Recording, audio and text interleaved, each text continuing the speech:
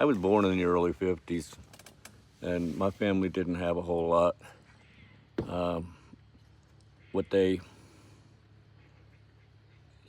gave away, they used to have a place in town where you went down and got surplus foods, peanut butter, cheese, and oatmeal, and things of that sort. I, I had about maybe 3 miles away or so from the one-room schoolhouse that I attended for 3 grades before I got into a high school. But sometimes I forget about the bus and just walk home.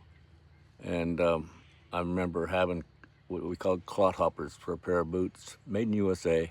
But I wore them so long that I had holes in the bottom of them. You could probably look up and see my socks.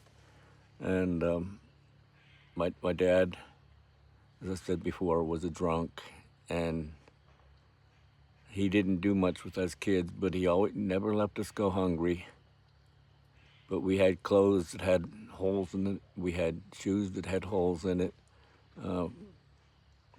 We had pretty much the same old foods over and over and over, and we didn't get to go to ball games or anything of that sort. But I remember when I grew up and I come out of the Army, the first thing I did, we used to lay out on the ground and listen to the Yankees play whoever they were playing on a transistor radio and go to sleep there on the ground. And it wasn't nice. It wasn't a good idea, but I didn't care at the time. We had copperheads and other snakes right near us, and it was part of life. But I enjoyed being with my dad. And when I come home from the Army, one of the first things I did, I took him to Shady Maple down in Ephrata, Pennsylvania, and we went to the smorgasbord. But I made it a point to take him to the Yankee ball games.